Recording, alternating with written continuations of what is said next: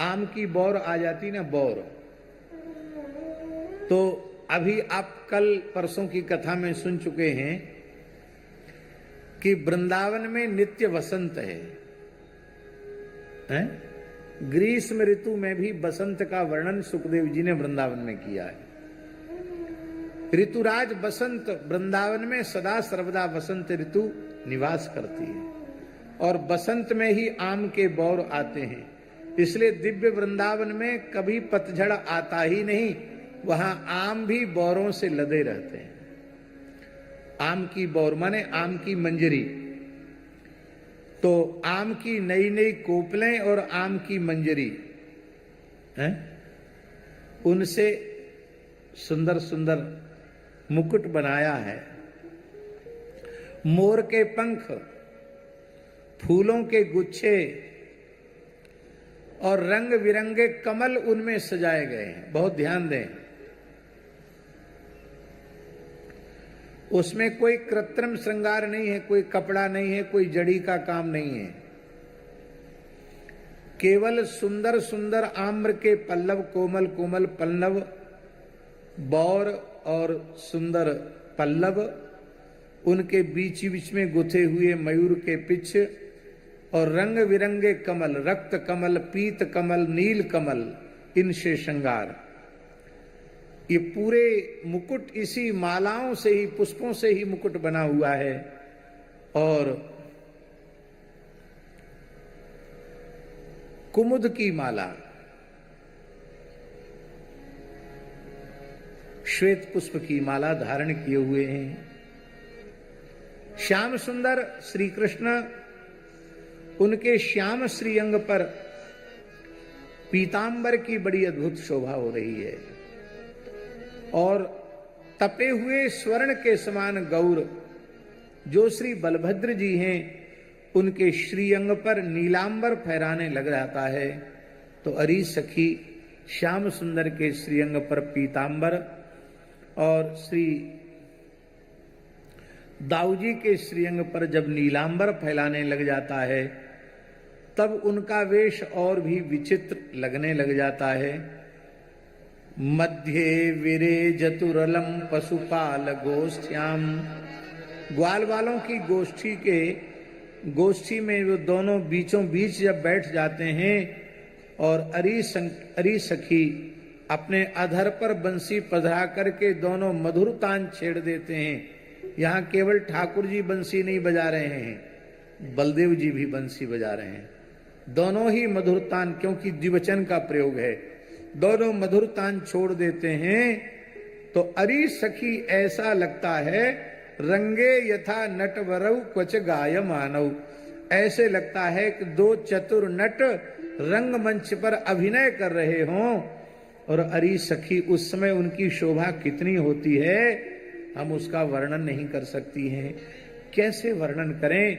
जो आंख देख रही है वो बोल नहीं सकती, और जो जिह्वा बोल रही है वो देख नहीं सकती। क्या करें? अब देखिए, बंसी तो गिरिराज जी की तलहटी में बज रही है, गोपियां घरों में बैठी हैं, लेकिन वो बिल्कुल उसी लीला का निकट से अनुभव कर रही हैं। ये है गोपियों का दिव्य प्रेम। आगे के छंद में गोपियां कह रही हैं कि अरी सखियों, ये जो वेणु है ना, ये हमारे साथ बड़ा अन्याय कर रहा है।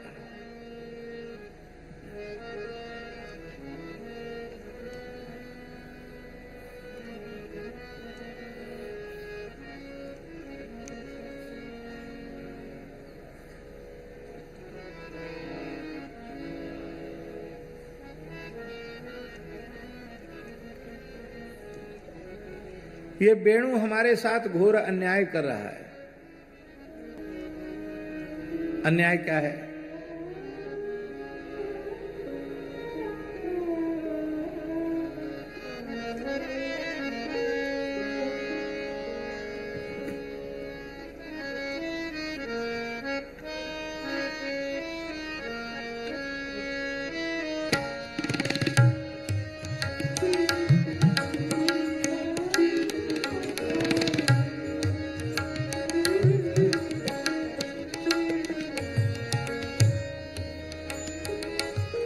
इस वेणु का अन्याय क्या है? इस वेणु का सबसे भारी अन्याय ये है, देखो अन्याय क्या है? अन्याय की परिभाषा समझो। किसी का हक छीनना, किसी के अधिकार को छीनना, किसी के अधिकार का हनन करना, ये सबसे बड़ा पाप है।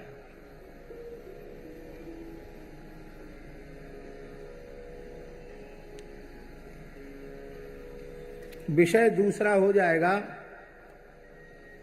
इसलिए हम उस विषय को छेड़ना नहीं चाहते हैं, लेकिन फिर भी मन में बात आ गई है तो संक्षेप में कह देते हैं।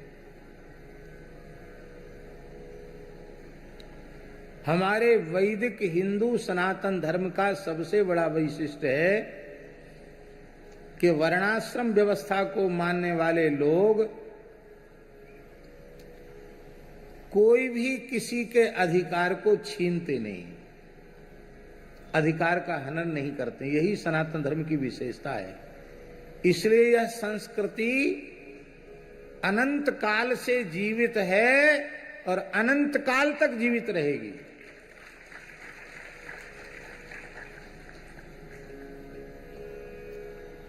मोटे रूप में देख लो,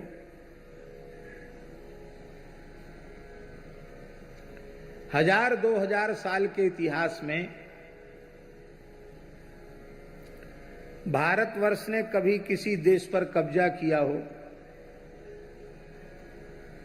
उसके अधिकारों को कुचल दिया हो और बलपूर्वक कब्जा कर लिया हो, लूट खसोट की हो, अथवा तलवार की नोक पर धर्मांतरण किया हो, एक भी प्रमाण कोई प्रस्तुत कर पाएगा? और वैदिक हिंदू सनातन धर्म के अतिरिक्त जितनी परंपराएं हैं, उनका पूरा का पूरा इतिहास उठाकर देख लो, चाहे मुसलमानों का इतिहास उठाकर देख लो, यहूदियों का देख लो, पारसियों और इनका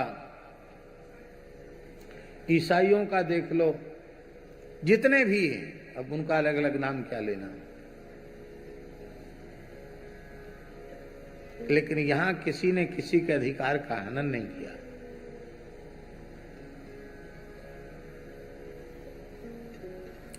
वर्णाश्रम व्यवस्था जो नित्य सिद्ध अनाद्य पौरुषेय वेदों के द्वारा प्रतिष्ठापित है, उसको यदि हम लोग ज्यों का त्यों माने तो कोई भी मनुष्य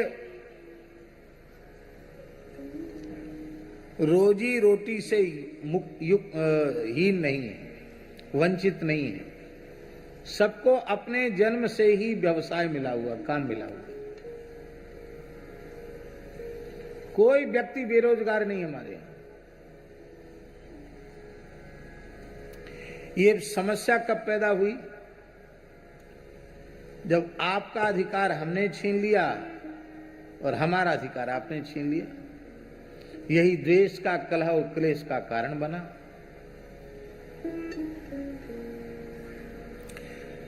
तो सबसे बड़ा अन्याय है किसी दूसरे का हक छीनना।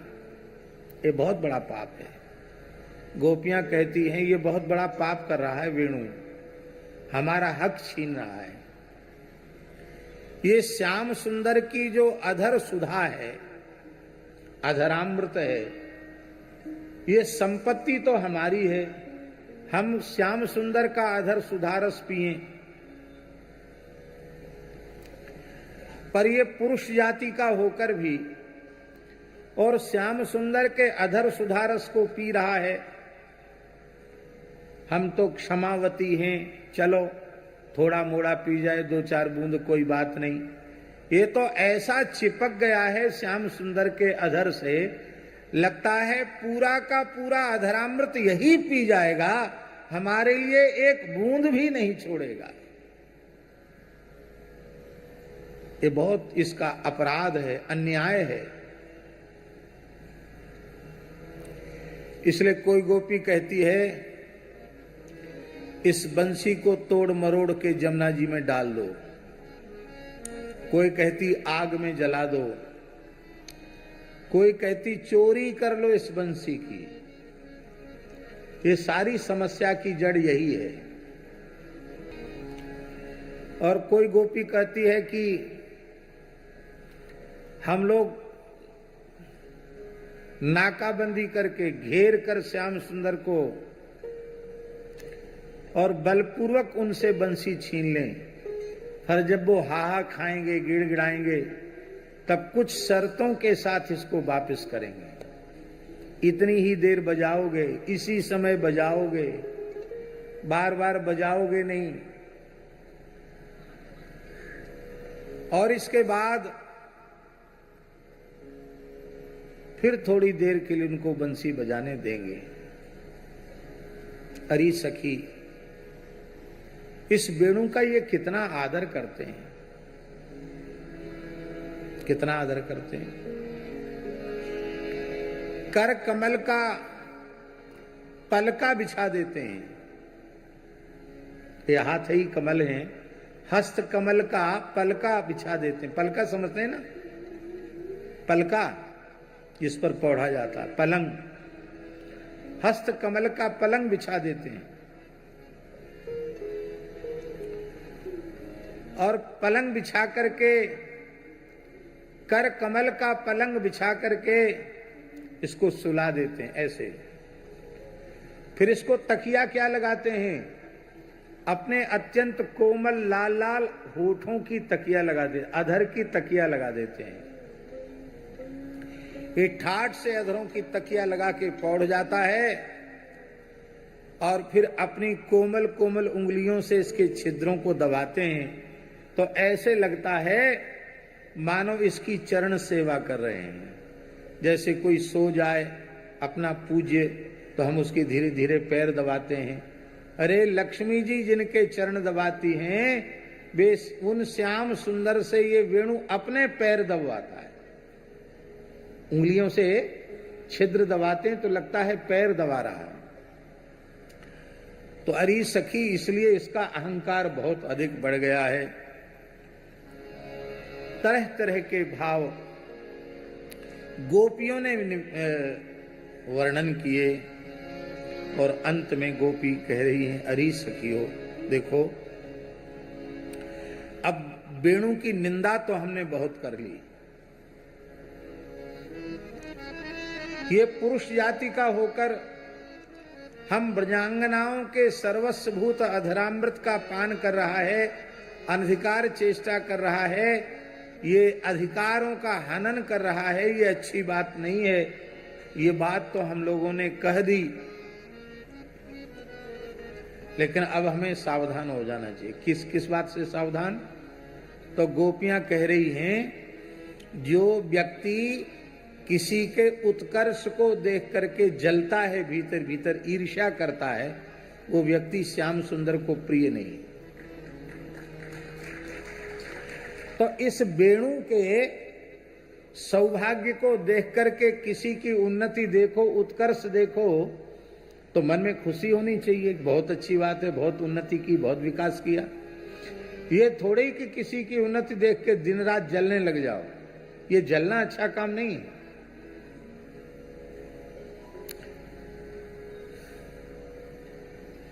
जलना नहीं चाहिए।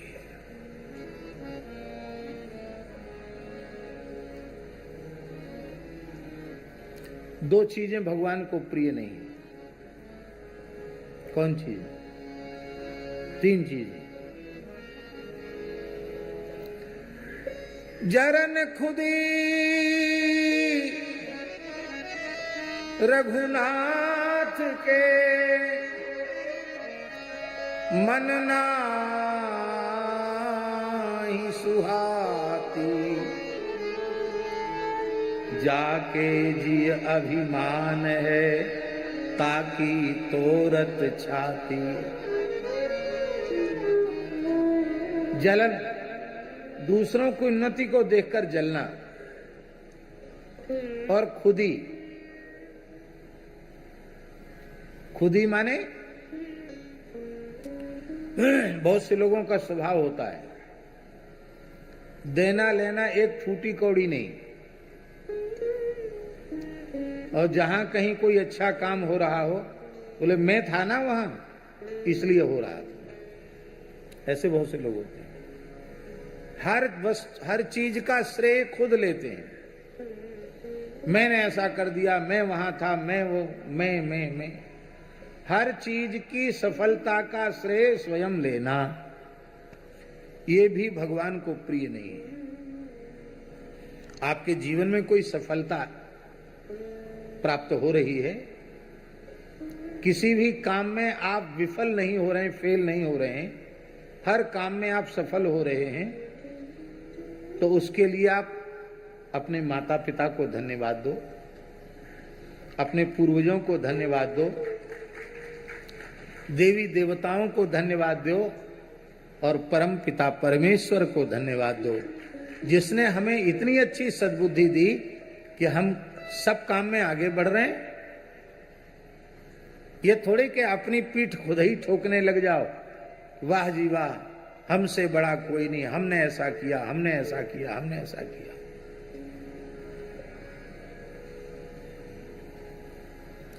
हमारे महाराज जी कहते थे, किसी कंजूस ने किसी एक श्रीमंत व्यक्ति को थोड़ी सिपाड़ी जानते ना, सिपाड़ी सरोता से कुतर के खिला दी।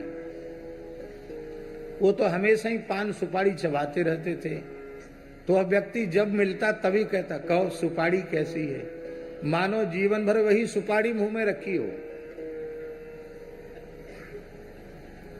कब की गई घुल गई, लेकिन जैसे एक बार सुपारी क्या खिला दी, जीवन भर के लिए सुपारी हो गई। खुद श्रेय मत लो, अपने से बड़ों को श्रेय दो। खुद श्रेय लेने से कर्तापने का अहंकार पुष्ट होगा।